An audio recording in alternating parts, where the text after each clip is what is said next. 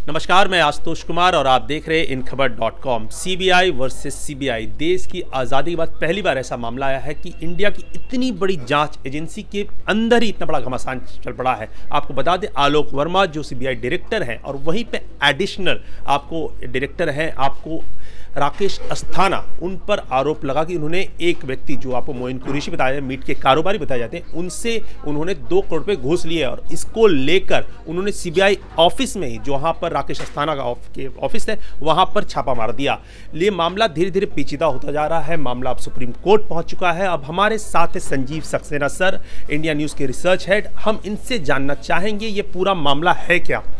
Sanjeev sir, ये पूरा मामला क्या है? ये मामला सीबीआई का बहुत ज़्यादा पुराना नहीं है, लेकिन ये रैंकलिंग शुरू हुई थी जब राकेश अस्थाना को डायरेक्टर बनाने की बात थी।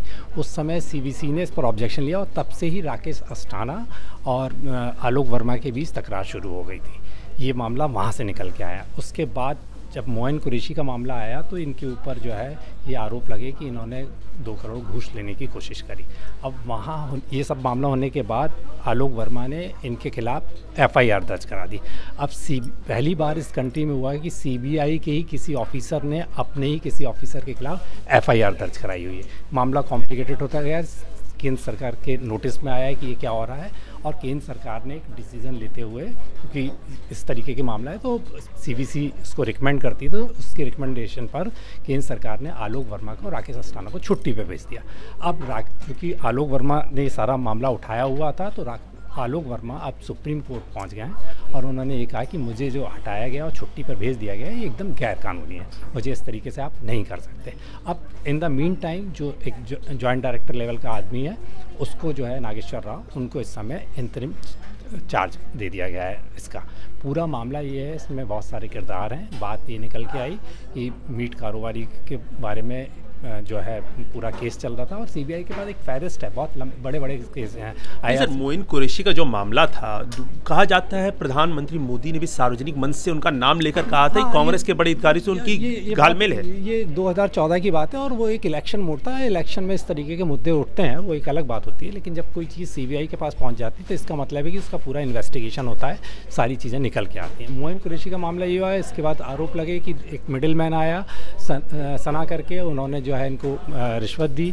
वो हैदराबाद का जुड़ा हुआ कारोबारी है। 2 और नाम आए, मनोज का नाम आया और इस तरीके से एक डीएसपी का नाम आया। डीएसपी का तो ऑलरेडी जो है भेज दिया गया है, पुलिस के पास है वो।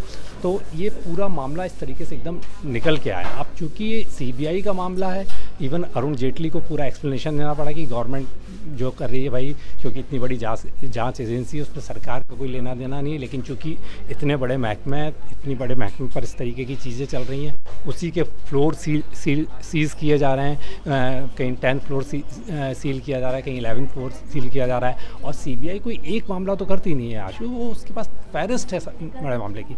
वाड्रा का मामला भी है, आईआरसीटी का स्कैम है, पीएनबी स्कैम है, बहुत सारे स्कैम है। मतलब फहरिस्त होती है। लालू का मामला है सीबीआई के पास। तो इस तरीके तो तमाम सारे जांच के डॉक्यूमेंट्स वहाँ पर होते हैं। तो वो डॉक्यूमेंट्स के साथ छेड़छाड़ हो तो इस पर एक्शन लेना भी बहुत ज़रूरी होता है कि मतलब आप इस बड़े, क्योंकि 2 अफसरों की लड़ाई है, वो लड़ाई शुरू हुई केवल एक मात्र डायरेक्टर के पद को लेकर। ठीक है, जब राकेश अस्थाना को स्पेशल डायरेक्टर बना दिया गया, अब इवन 2016 में राकेश अस्थाना की बेटी की शादी हुई थी, तो अब सीबीआई वो भी चेकआउट कर रही है कि उनकी शादी में कौन कौन है, कौन कैटरर था, क्या था, उससे पूछताछ की जा रही है, कहाँ से अकाउंट से पैसा ट्रांसफ़र हुआ। तो एक लंबा प्रोसेस। तो जब 2 लोगों के बीच इस तरीके की बात चल रही है तो उन दोनों को पद पे नहीं रखा जा सकता, इसलिए उनको छुट्टी भेज दी। ये पूरा सारा मामला।